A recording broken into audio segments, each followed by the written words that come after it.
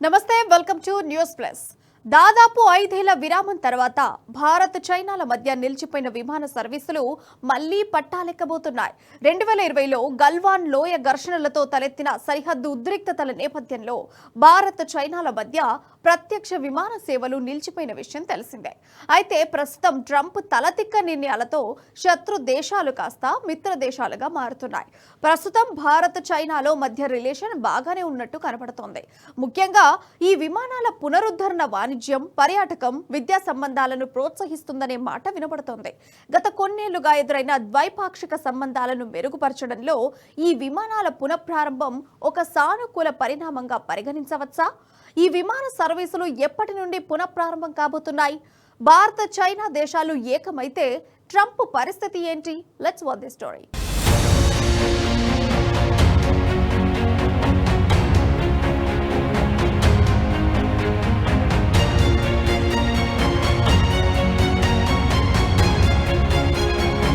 దాదాపు 5 ఏళ్లుగా భారత్ చైనాల మధ్య నిలిచిపోయిన వైమానిక సర్వీసుల పునరుద్ధరణకు ముహూర్తం కుదిరింది. ఈ నెలాఖరు నుంచి నేరుగా ఫ్లైట్ సర్వీసులు ప్రారంభించేందుకు భారత్ చైనాల పౌర విమానయాన శాఖల మధ్య ఒప్పందం కుదిరింది. ఈ విషయాన్ని భారత విదేశాంగ శాఖ తాజాగా వెల్లడించింది. ఫ్లైట్ సర్వీసులకు సంబంధించి సాంకేతిక అంశాలపై ఇరు దేశాల అధికారులు కొన్ని నెలలుగా చర్చిస్తున్నారనే విషయం బయటకు దేశాల్లోని ఎంపిక చేసిన ఎయిర్లైన్స్ నేరుగా విమాన సర్వీసులు నిర్వహించొచ్చు. సర్వీసుల పునఃప్రారంభంతో ప్రజల మధ్య సంబంధాలు బలోపేతమవుతాయి. ద్వైపాక్షిక సంబంధాలు సాధారణ స్థితికి చేరుకునేందుకు మార్గం మరింత సుగమమయ్యే అవకాశం ఉంది. డైరెక్ట్ ఫ్లైట్ సర్వీసులు నిలిచిపోవడంతో భారత్ చైనాల మధ్య వాణిజ్యం, పర్యాటకం, విద్యా సంబంధిత అంశాలకు ఆటంకాలు ఏర్పడిన విషయం తెలిసిందే. ఉద్రిక్తతల తగ్గుముఖం పట్టడానికి సంకేతంగా భావిస్తున్నారు. అమెరికా భారత్ వాణిజ్య చర్చలు, డొనాల్డ్ ట్రంప్ భారతదేశంపై 50% సుంకాలను విధించిన నేపథ్యంలో ఈ పరిణామం జరిగింది. ఎస్సీఓ భేటీ అనంతరం మోదీ, జిన్పింగ్ సమావేశమయ్యారు. ఆ తర్వాత రష్యా అధ్యక్షుడు వ్లాదిమిర్ పుతిన్, మోదీ, జిన్పింగ్లు కలిసి ఫోటోలు దిగారు. దీనిపై అమెరికా అధ్యక్షుడు డొనాల్డ్ ట్రంప్ అక్కసు వెళ్లగక్కడంపై అనేక విమర్శలు వచ్చిన విషయం తెలిసిందే. 2020 మేలో తూర్పు లద్దాఖ్లో ఇరు దేశాల సైనికుల మధ్య ఉద్రిక్తతకు బీజం పడింది. జూన్లో గల్వాన్ లోయలో భారత్, చైనా సైనికుల మధ్య జరిగిన ముష్టిఘాతం, పిడిగుద్దులు, ఘర్షణ కారణంగా ఇరువైపులా జవాన్లు ప్రాణాలు కోల్పోయారు.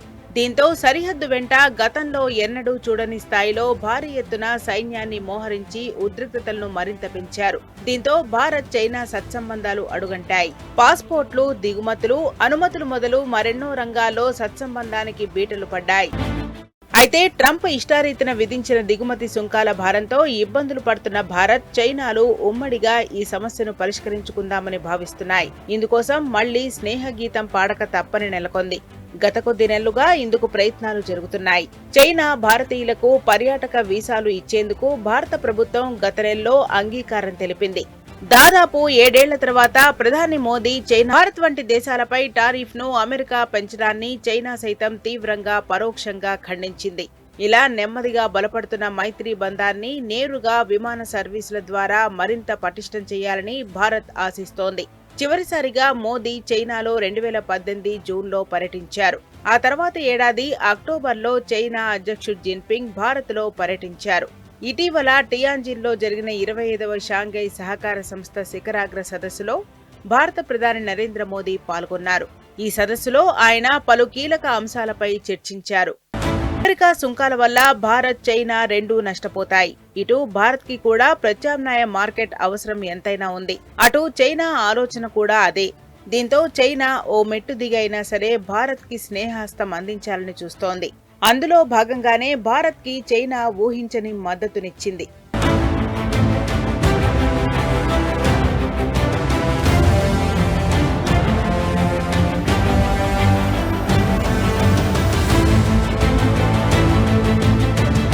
ఇక మరికొన్ని రోజుల్లో మోదీ చైనా పర్యటన భారత్ చైనా సంబంధాల్లో కీలక మలుపుగా చూస్తున్నారు. సరిహద్దు శాంతి ఒప్పందాలు, వాణిజ్య సహకారం, బ్రిక్స్ ఫోరంలో కొత్త ఆర్థిక ప్రతిపాదనలపై ఈ పర్యటనలో నిర్ణయాలు తీసుకోనున్నారు.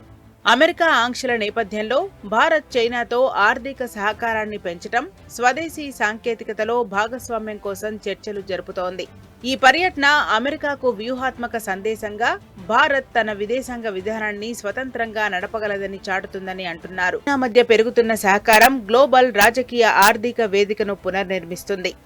ట్రంప్ విధానాలు అమెరికా మిత్రదేశాలను దూరం చేస్తున్నాయని, ఇది గ్లోబల్ పవర్ గా చెప్పుకునే అమెరికాను ఒంటరి చేస్తుందని అంచనా వేస్తున్నారు. ఈ రెండు దేశాలు ఒకే దిశలో నడిస్తే అమెరికా ఇండో పసిఫిక్ వ్యూహం, ఆర్థిక ఆంక్షలు విఫలమయ్యే అవకాశం ఉంది. అలాగే డాలర్ ఆధిపత్యానికి చెక్ పెట్టే ఛాన్స్ కూడా ఉంది. అయితే డ్రాగన్ వ్యూహం పట్ల భారత్ జాగ్రత్తగా ఉండాలని అంటున్నారు ఆర్థిక రంగ నిపుణులు. చైనాతో అతి మంచితనం ప్రమాదమనే విషయాన్ని గుర్తు చేసుకుని ప్రవర్తించాలని. అయితే భవిష్యత్తులో ఈ కూటమి గ్లోబల్ ఆర్థిక రక్షణ వ్యవస్థలో కొత్త నియామకాలను రూపొందించవచ్చని విశ్లేషకులు హెచ్చరిస్తున్నారు. అమెరికా విధానాలకు భారత్ చైనా సమాధానం త్వరలో వస్తుందనే టాక్ నడుస్తోంది. భారత్ చైనా ఒకే దిశలో అడుగులు వేస్తే గ్లోబల్ జియోపాలిటిక్స్ సమీకరణాలు పూర్తిగా మారిపోతాయి అనడంలో మాత్రం ఎలాంటి సందేహం లేదు. మరికొద్ది రోజుల్లో అమెరికాకు ఈ రెండు దేశాలు ఎలాంటి షాక్ ఇవ్వబోతున్నాయో చూడాలి.